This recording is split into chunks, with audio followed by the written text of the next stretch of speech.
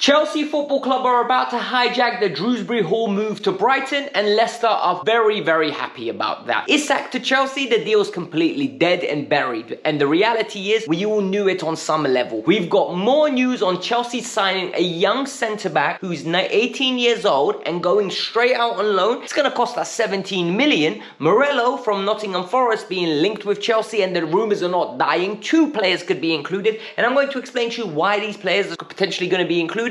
And Omari Hutchinson looks like his Chelsea dream is about to die, because the reality is £22 million and a sell-on fee is taking him straight to Ipswich. Let's get into it. Let's break this down. Let's talk about these stories. So we took a day off yesterday and we're here back with a bang again. So all I ask from you is, number 1, hit the like button. 1,000 likes go a long way. Number 2, subscribe if you're new. It's the quickest and easiest way to support the channel of this size, just to grow and grow to a wider audience, because the reality is I enjoy it when more people watch and I get more people's perspectives. Let's get into it. Kieran Dewsbury-Hall and this situation is very messy. It's very sticky, it's very silly, and I don't know what's going on, and hence why I didn't do a video on it yesterday. What I didn't want to do is come here, yell, moan, shout, the way I did after the Elise deal broke down. I wanted more news. I wanted to see what the aggregators would collect in terms of news, and then I would go and read about it, take multiple different sources, and try to puzzle the picture together. So what do we know at this moment in time?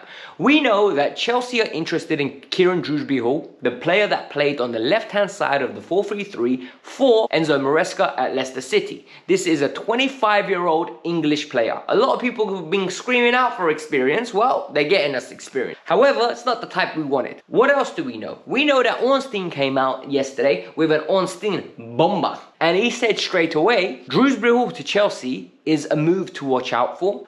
If the player's leaving, he is going to Chelsea. And everyone was like, oh my God, what's going on? Fab came out with so much energy. There's a medical booked with Brighton. Brighton have a fee agreed, and the fee is a direct transaction between one player goes to Brighton and one player goes to Leicester. And as soon as I heard that, I said, you're in trouble. You're in trouble. You're in massive trouble. What does Todd Bowley and the sporting directors and Iqbali love? Oh, let's swap assets. Swap draft picks, first round pick, second round pick, third round pick. Everything has to involve, like, they love it. They absolutely, their mouths started watering. They're like, oh my God, this is amazing. We're finally gonna do it. We're gonna do it twice in a matter of a week. And what's happened, and this is now what Fabrizio's confirming. Chelsea are about to hijack the deal for Dewsbury-Hall. And the reason they're about to hijack it is because the deal's been cancelled. It's on the verge of collapse between Brighton and Dewsbury-Hall. The medical was already booked. It's not going to happen. Chelsea are going to do a swap deal. The swap deal will entail Chelsea pay money for Dewsbury-Hall, which will be in and around 35 million. That's what's being reported at the moment. Leicester, on the other hand, well, they're going to pay money for who? Number 1, Cesar Casadei, and number 2,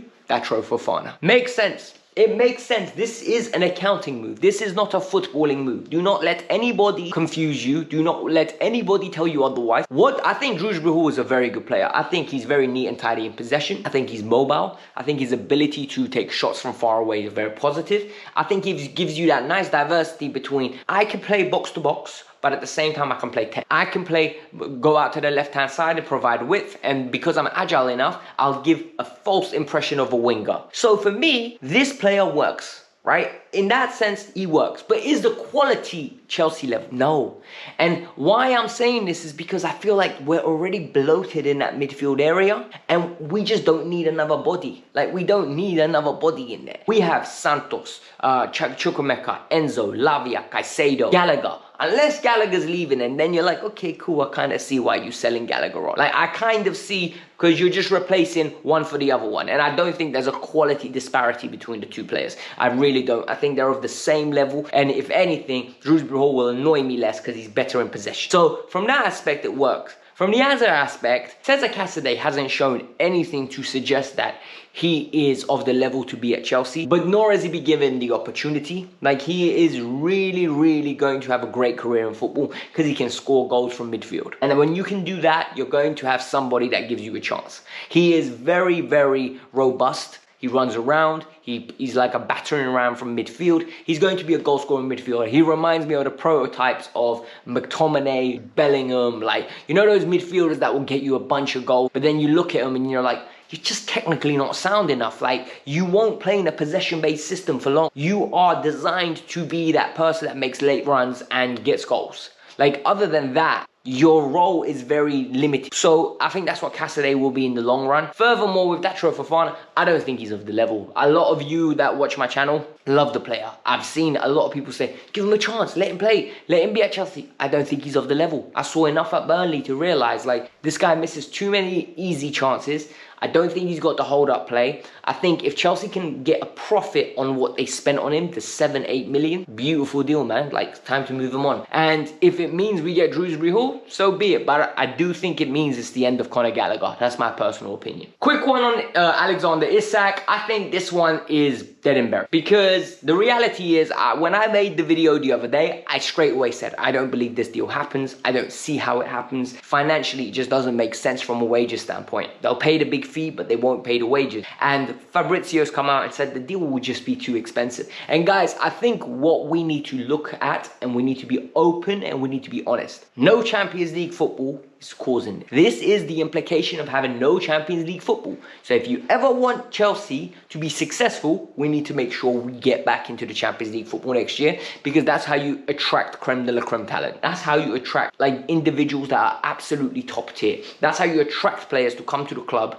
and accept the big wages or the mediocre wages in terms of Champions League level, because Chelsea can afford to pay it. Otherwise, we are in big trouble, and I don't see us doing it. But Fabrizio's confirmed this deal is not happening, same as Matt Law. This was just Chelsea making an inquiry to most probably see what the terms and conditions are, but it will take a crazy fee to get him out of Newcastle. The next one's going to annoy a lot of people because it's regarding Omari Hutchinson. Omari Hutchinson is a young individual that came to Chelsea, left Arsenal Football Club, and after he joined Chelsea, he spent a year in the under-21s, absolutely done really well, had a few appearances for the first team under Graham Potter, and what happened to Omari?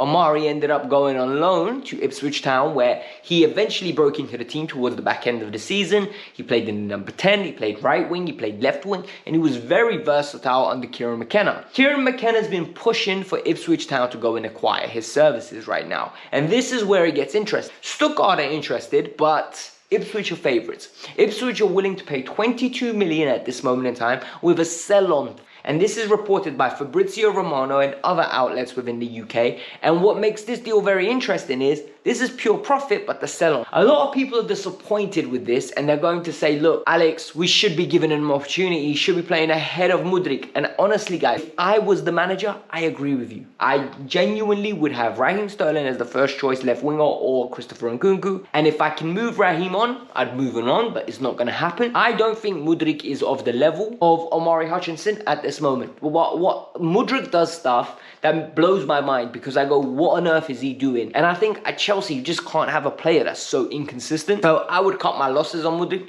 but he's not going anywhere. Raheem's not going anywhere. So Chelsea is just going to have to let Omari Hutchinson go and play football somewhere else and reap the rewards of the pure profit. Because if you're signing Esteval, if you're signing Piaz, if you're signing other players, you're going to need to balance them. And they need to balance the books, and that's one way of doing it, personally speaking. Aaron Anselmino. I think that's how you pronounce his name. The young kid from Boca that is due to join Chelsea, apparently. So I haven't been talking about this deal as much as other people have. And the reason why I haven't been talking about it is because I don't think you lot would find it interesting. Like, there's been a lot of tug of war in negotiations between Chelsea and Boca, and I thought, what is the point of me coming on every day and just telling you guys about, oh my god, Chelsea want to pay this much? Because you know Chelsea are incremental FC, like, they want to make sure they save every penny these days. It's actually low-key jarring the way they're doing it, because you still end up paying the actual fee. And that for me is just irritating, because you're irritating the other club. So let alone when you're irritating me, what's going to happen? Like, if I'm angry, can you imagine how annoyed Boca would? However, it looks like Chelsea have agreed a fee of £17 million.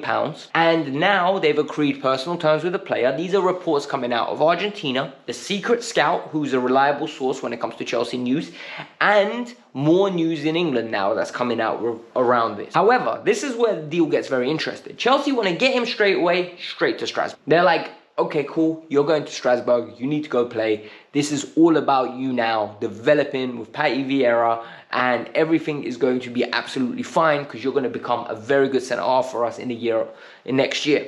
However, Boca want to keep him. Boca want an Estavo deal and they want a Piaz deal. This is where I am very torn with what I want.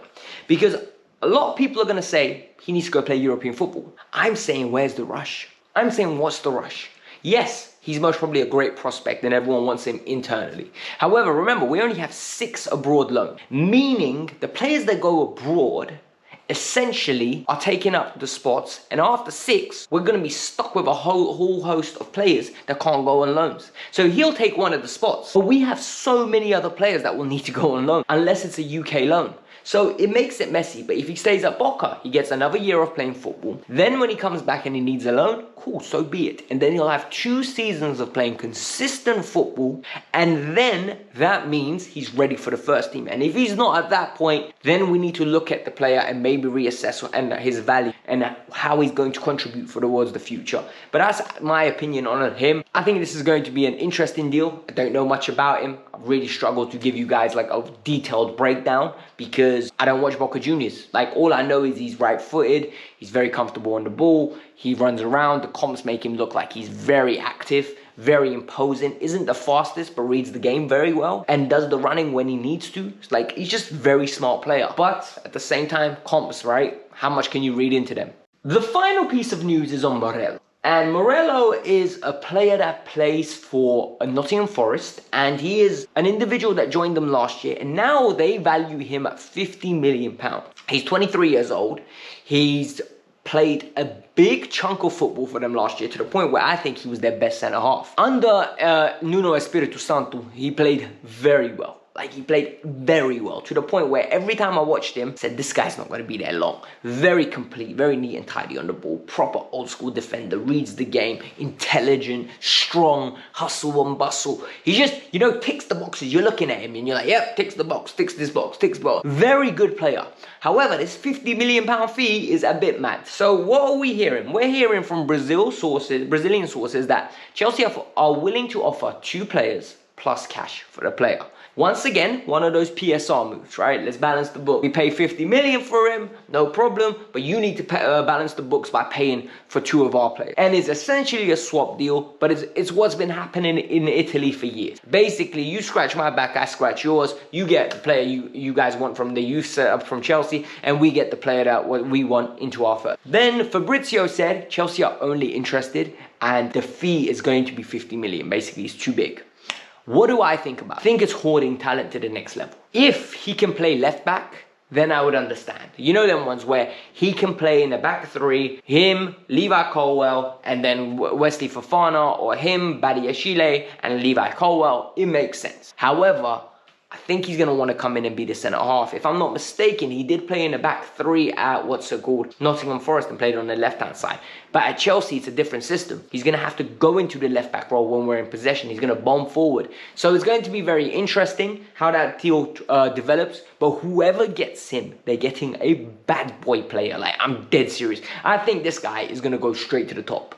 I think in 4 years' time, we're going to be looking at him the way we're looking at Gabriel. I think the way we're looking at Militao. And the reason I'm saying Brazilian players is because he's Brazilian. You know what I mean? I'm comparing him to the players he's going to be fighting for the national team jersey.